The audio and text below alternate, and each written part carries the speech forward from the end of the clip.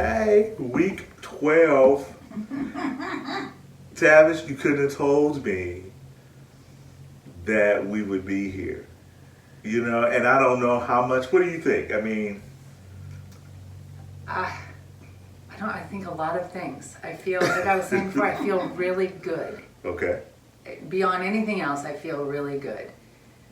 I was telling you before, last night I went to bed with the list of all the things that I hadn't done that I intended to do, and realized tomorrow's wholeness, so I'm just going to go to bed and not worry about that list. And when I woke up in the morning, my list was still there, and I didn't feel the same way about it.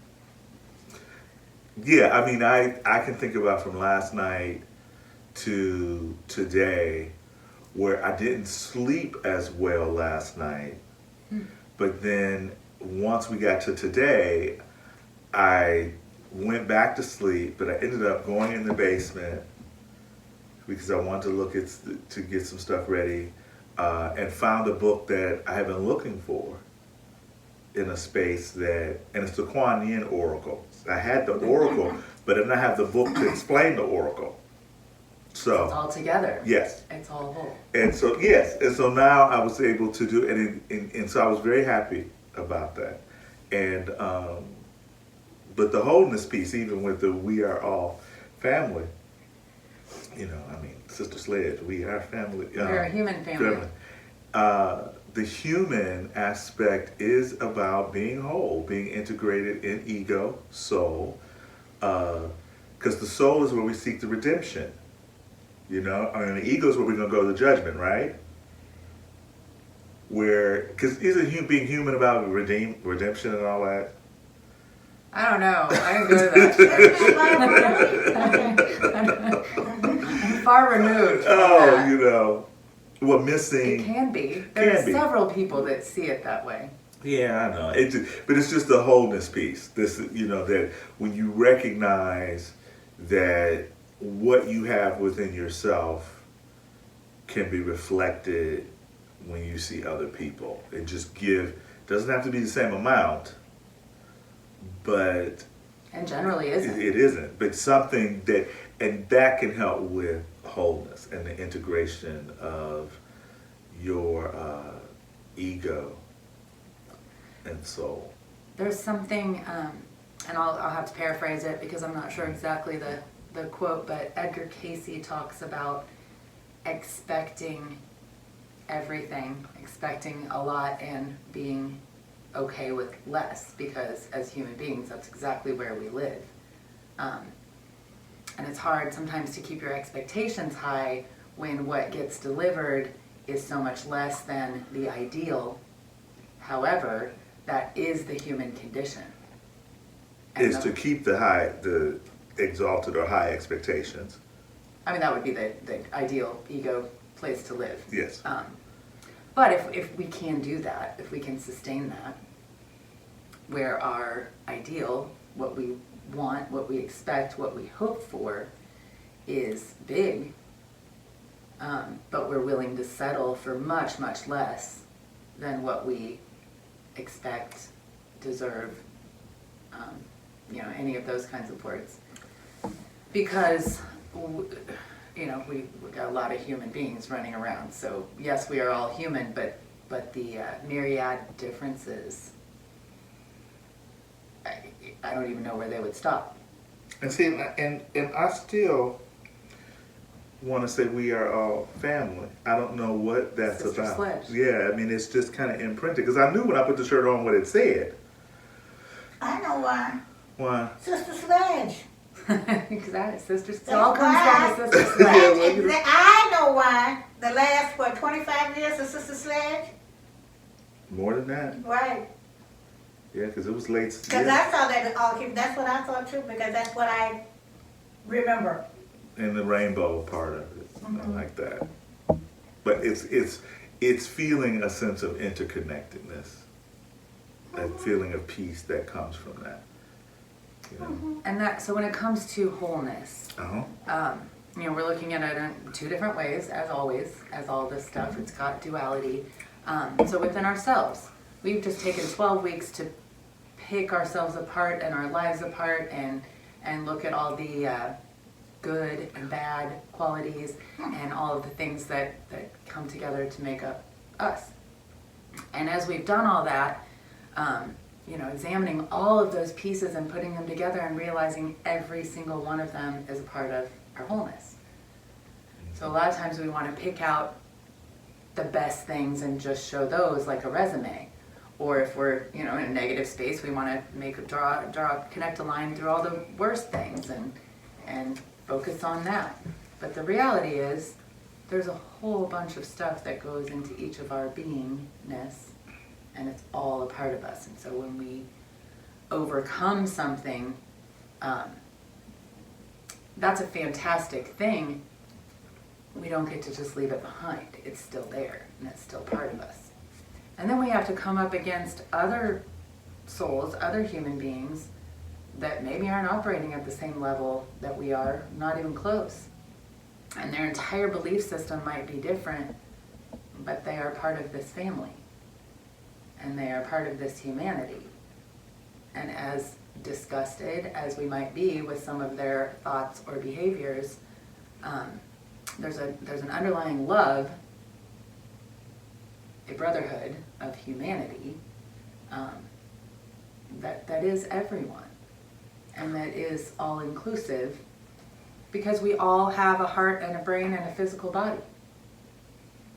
Yes. And it's also about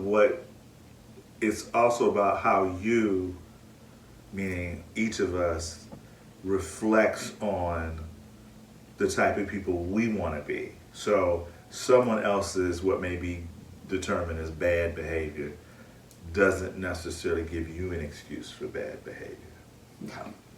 No. In return. But an eye for eye leaves both people blind, Bad associations for useful habits. Bad As association. Jehovah's Witnesses.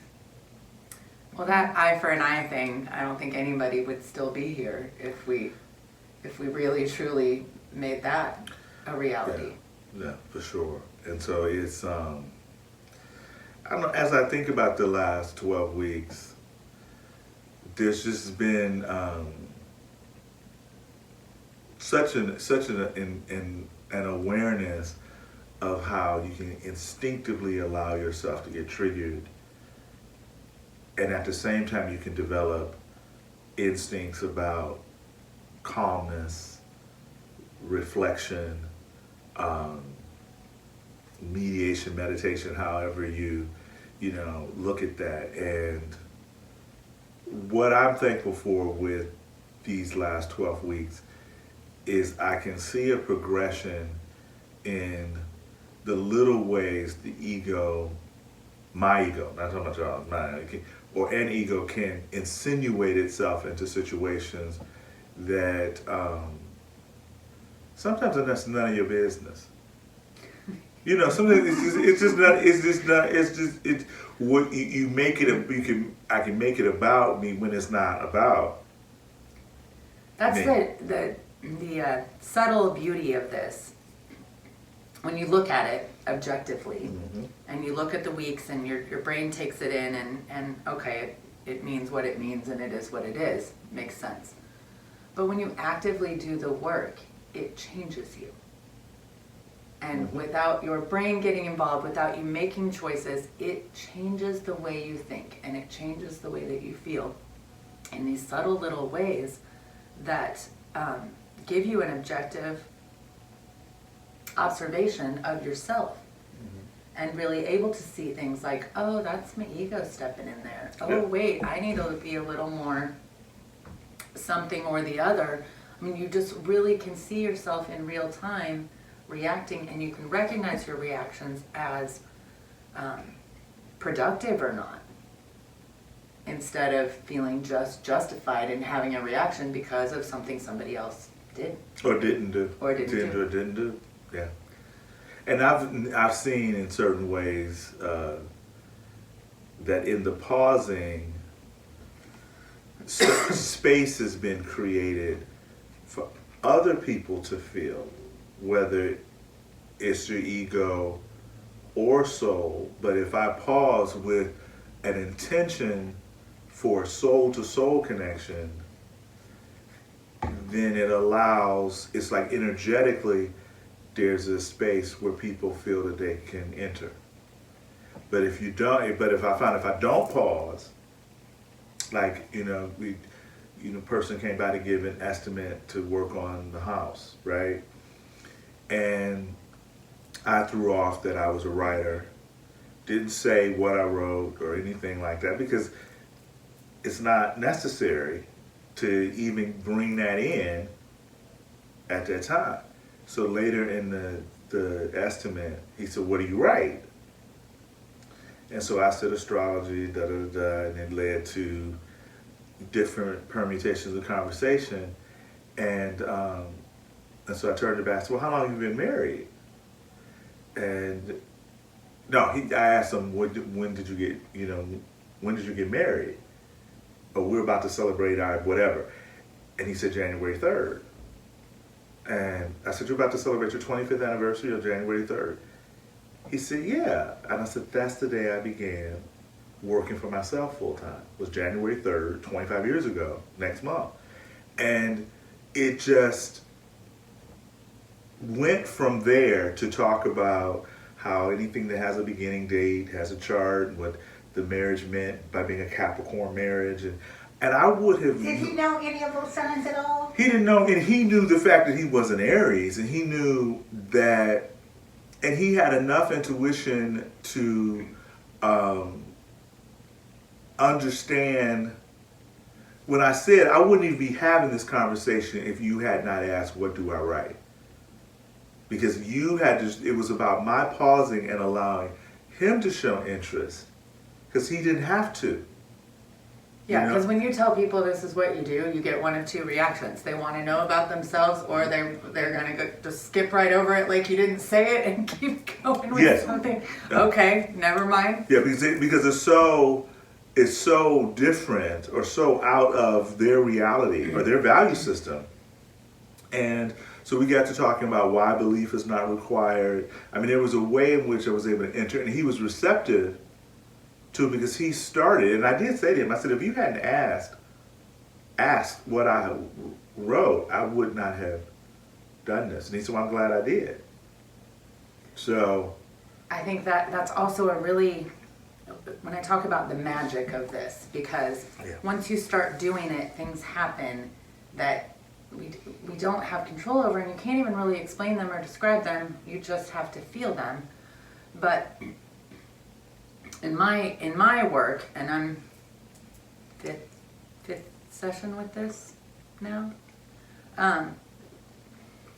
there's an energetic space, and I call it the root ball, and I think I'm going to continue to call it that. But root ball. The root ball. So if you're grounding yourself, and you take your balanced energy all the way down into the center of the earth where everything connects, right? Mm-hmm. So if every single person can send a line down to the center of the earth and ground themselves, there has to be a space about this big that holds all those points, right? Mm-hmm. So I always feel like in my wholeness, when I'm feeling whole, when I'm feeling really powerful and big and like I can affect anything, I always go down in there and with my intention, hold that root ball, and anything I think of that I want for the world, I just hold it and put it in there. And I figure anyone operating on that frequency, or in a dream or whatever, can pick up fragments of these thoughts that I put out there. So for my aligning with intention, last week I made a list of just for the world and for this Ourrawmaterial process, of just cool things that we could build, and I held the root ball and I put them all out in there, and I've walked around feeling lighter, and like I said, I weigh more than I did a week ago, but I feel like a lighter, brighter person. I feel like I can detangle my own root enough to know everything I'm connected to. I can hold solid energy for the people around me that are freaking out. I had a person come into my office today who was very vocal about COVID and masks and a bunch of things that complete opposite of my belief system. And normally I would get, at least my blood pressure would rise, something. And I was able to just amusingly listen and nod and not need to say anything and not feel like I needed to make a point, and just really get in that root system and send some heart energy. And that's all I did. I didn't think he's wrong. I just sent love. And even now, hours later, it was so cool to do that.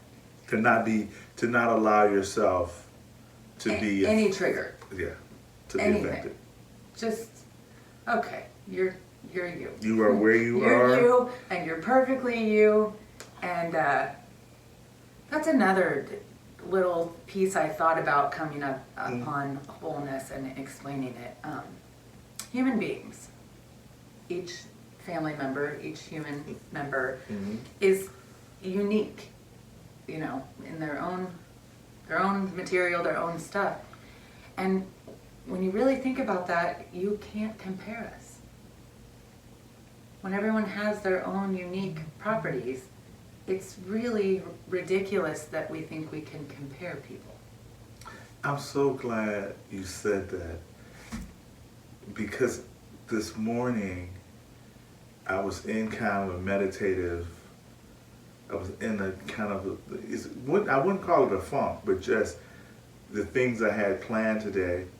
And so I went to this site, a newsletter, and one of the lines in the site was, it takes more courage to be self-referential, to not compare yourself to others. So it's easier to compare yourself to others. The more difficult or challenging work is the courage to reference and to know yourself, and then to express that unique self. And I think it came from the Daily OM, O-M. But that just, and I meant to say it earlier, but it wasn't until you triggered in a good way. Yeah. That, because I was thinking it was too much outside, you know, getting the house fixed, getting this done, all of this, and you can get so trapped in the to-dos that you forget to just be, just who are you when you're not doing anything. I mean, who, and because I'm even thinking with this work, because Tuesday used to be I used to schedule more people on Tuesday than any other day of the week. And so the fact that for the last 12 weeks, maybe one appointment, definitely not two, because I see this as much of my work, as the phone going off, as much of my work as anything else. Because it's artificial, it's the ego that wants to separate. That, you know, when this is bothering me, ego. What's the separation? Because normally I turn the ringer off. So see, this is how the ego is off now. Because I don't want the interference. But ultimately, the self-referential, and it's been helpful every time I've compared or gone outside of myself, or had any concerns about X, Y, or Z. I've remembered that today. And it does. I mean, there's some magic in doing it. And we keep talking about how to explain it or how to quantify it, and I'm not sure that you can. I think you have to do it. I think you have to actually write out a mentor's list to even start to feel those roots connect. And as soon as you do, and then you start dealing with the people around you and stuff, you meet someone and all of a sudden you see that root system. You see it. You feel it. And I can tell you, almost every time, not 10 out of 10, but definitely 8 out of 9, right? When I say to a client, your mentors, your first mentors are your parents, facial expression, facial expression. Yeah, they go, huh? You know, they just, it's something about, they know what the word mentor means, they know what the word parent means, but to put those two together, it does it blows their mind. Because the facial expression, because I did an event yesterday, and I said it to 2 out of the 4 people, and both of them, you know, they lost their poker face. Because it was 4 people. 2 of them, they already had developed it in the world enough so everything basically that I said, they had almost some hook to it or some connection. But the other 2, they were newbies or newer to, because I think they thought I was going to come in and say, you're going to sell your house in 3 months. And it's like, no. Now, if you ask when you think you want to sell your house, I can look that way. Right. But what I've learned also with this work is that my intention and how I get to wholeness is I don't guess, that I don't allow people to put me in a defensive posture around what I do for a living. Because it's like, do you make a living at that? How do you make a living at that? Or guess my sign. It's any number of ways that the ego tries to diminish or dismiss the soul. And instead of me going into a posture of who do you think you are or whatever, I just go, you wouldn't go to a dentist and say, where's my cavity? You would. I like to throw back at them, like based on what? Like based on how you look, based on I like the that. 3 things you just said. Like, what am I basing this? Okay, Knowing your sign when I don't know you. I love that. But it's something that it's like the defensiveness. It's just drained off. It's just, and it doesn't mean I don't sometimes still go, what the, Yeah. or do the side eye, but I have noticed paradoxically I care more, but in a more abstract, how we can all get there versus getting it personalized or making it personalized. And then I am being more personal. So it's a kind of a. Well, you just reminded me, we were talking on the phone on Friday, and we were talking about wholeness, and just how this whole process makes you aware of so many different things. And so you used the word awareing. Yeah. And I mean, our raw material is about making yourself aware of all of these little parts of yourself so that you can feel whole. And once you accept all the parts, no matter how you feel about them, as a valid part of you, as your mentor, group of mentors, all the things that you've learned, if you take it out with people, it really does provide a security where those things before detracted from who you were and took away from your validity, now all of a sudden they're building blocks and they're part of who you are, and they help support your structure. So it's a lot more solid feeling to just be aware of all of those components that go into who we are, especially the ones that we try to forget. And when you talked about your client looking at you a little lost, the first teacher that presented this idea of mentors that I turned into what I turned it into, she didn't use the word mentor, but she told a story about abuse in her childhood. And it was a family member that had done the abuse, and he had abused several members of the family.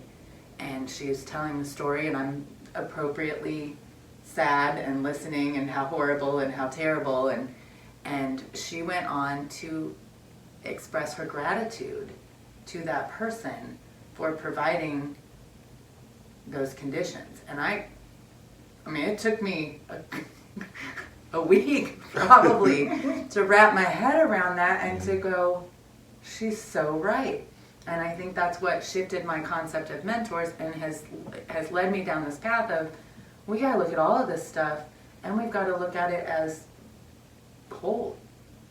Because if we look at those things as separate from us, or bad, or create victimhood, it takes away from our wholeness. Yes, and there may be lessons in that the ego has to deconstruct over a period of time. A lot of times it is. So not to even maybe. there is. So it's not to say that you can't have the responses or the reactions that you have. You're going to. Yeah, and so, but it's allowing, again, good breath, breathing space to become aware and to recognize how these traumatic events, these wounds, how they've actually made you. And if the soul is truly the guide or the higher self that holds the lesson plan of your life, it knows. I mean, it whether it's the frequency or whether it's your you will draw certain situations. It's like I tell parents that from 0 to 7, children pretty much control who's going to imprint them. That their energy, they have that kind of power to say with this parent or this uncle or this is going to have more time for whatever lessons, because we forget how powerful these beings are because they don't have as much of the ego developed. So they're living in a space of the higher self has to have more power. They're just living in a healthier Yes. ego space. Yeah. They haven't constructed all the things that make them want to tear it down. Yep. Yeah. Hi, boo boo. And so it's just another. It's like seeing how all the puzzle pieces fit together, but they don't necessarily have to all be put together for you to believe and have faith and also knowledge and wisdom, and they're all different about how they all interconnect. I mean, and it's stay tuned for the winter solstice and the next stage of this work. We'll be back here doing this again, and who knows what else will come with it. We don't know yet. Stay whole. We will see you on December 20th as we have planetary